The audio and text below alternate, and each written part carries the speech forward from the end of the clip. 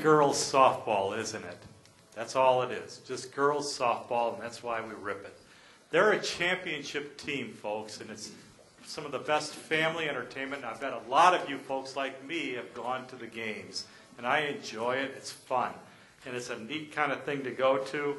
Yeah, we have a partnership with Judson College, and I don't see this will ever go down, or Judson University, and I don't think this will ever go away. It's a good partnership. And we built a good stadium, and whether we'll ever build another stadium, I don't know. Unless, as Mike Warren says, we get a bucket of money. We're not going to get a bucket of money, and we're not going to get stimulus funds. You don't get money for that. We don't know if this is going to happen. We don't know if anything's going to happen economically. But we have a championship team in that team that's there, and they're fun to watch.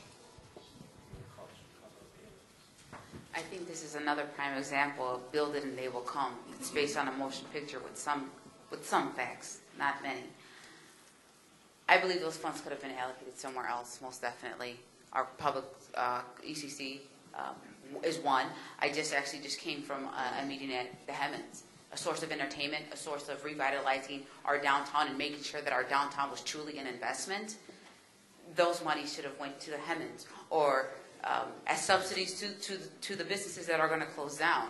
If we're looking at creating economic development and stimulating our downtown and making sure that it was truly an investment, though that's where the money should have went to. The businesses that are going to close down, to the Hemmons. There was also an event that the coordinators of the Hemmons couldn't attend to make sure that the right performers came. $1,500, but we give $700,000 to a private college.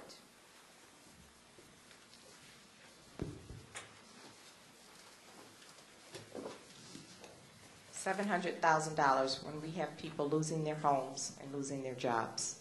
From what I'm understanding is most of the people that go to these games get free tickets. So where's the revenue coming in at?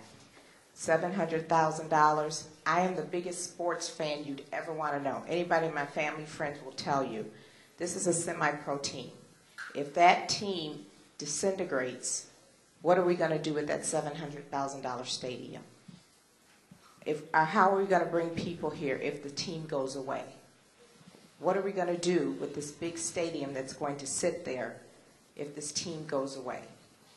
That's $700,000 that this community could have used for something else, for someone to pay on their mortgage, for someone to go get a bite to eat, for ECC to get their library. So I do believe that's a big waste of money. Okay, Juan, we're going to pick on you next. Okay. And then we'll... Okay, this question reads, what is your position on the proposed curtailing of single-serving alcoholic beverages in downtown Elgin?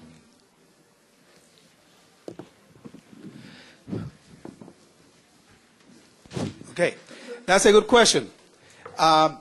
Basically, this recommendation came before us with the intention to, once again, support neighborhood vitality. There was some concerns regarding to safety, especially around the park, Festival Park, downtown area, where people were drinking and basically leaving the containers on the street or in the park. And I saw as an opportunity to continue rehabilitation, the rehabilitation of the downtown. I know that one of the things that we lacked during that process was to getting more input from the business community. At the last council meeting, I decided with the support of the rest of the council to remove the item from the agenda and allow the business community to provide more input before we move forward.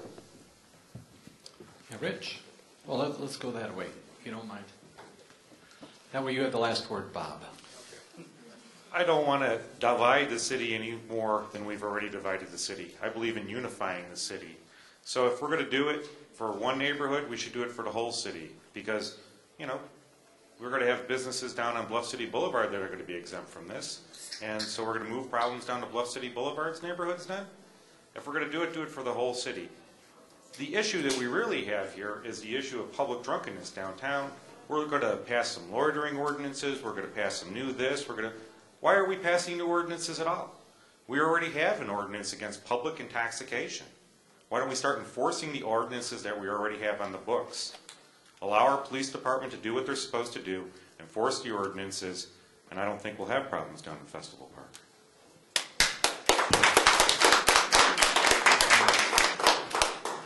And I'd like to see any neighborhood that doesn't support this. I feel you support the neighbors over the profits of the liquor establishments. We're not talking about these little ones like this. We're talking about the Mad Dog 2020s and the huge malt liquors, the ones that are causing problems in every neighborhood in the community. And I would support, it doesn't just go to that, it goes to panhandling downtown, it goes to other issues. And when we talked with the liquor dealers, they said, oh, we'll put a list up there, and we'll, the people we don't want buying them, we won't sell them to.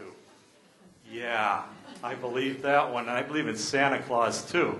No, we need to make this community wide, but I know that every neighborhood supports this one.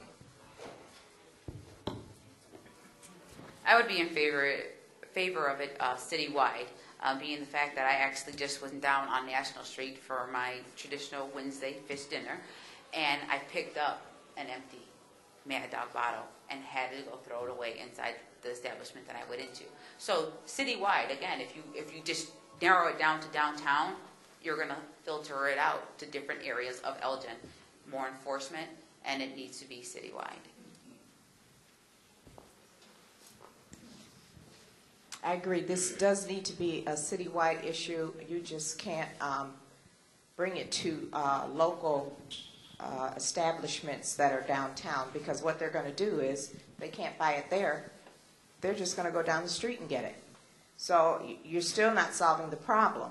They may even walk back down to where this other established is. So you may think they bought it from there, but they bought it from somewhere else. And, they can go into the bars and get something to drink, and they may have just come out of there. So don't make it just a certain issue on certain stores. If you're not going to make it citywide, don't make it at all. And as Mr. Dunn said, make sure you deal with the ordinances that you already have in place. When you see someone intoxicated on the street, can you tell if they're intoxicated from 40-ounce bottles of Cobra or Grand Marnier and Manhattans? You can't tell. It has to be all or none. I know what's going to happen. If we sectionalize the city and ban it in certain areas downtown, what's going to happen, you're going to get a black market. You're going to get people that are causing the problem to walk over to the closest liquor store, and it might just be neighborhood liquor on Walnut, and they're going to buy it there, bring it back downtown, and sell it themselves. And next thing you know, you're going to have a problem. You owe me one. No, I don't. Yes, I do. No, I don't. Back and forth, and now you've got another problem. You cannot create a black market for this. You can do some things. Again, public intoxication, whether it's from martinis or Mad Dog 2020, is public intoxication. Deal with that, or make it all or none. You can't sectionalize the city and break it up like that. It's going to be a black market mess. I promise you that. And not everybody who buys 40s lives under a bridge. Let's be honest on that. Not everybody who buys it lives under a bridge.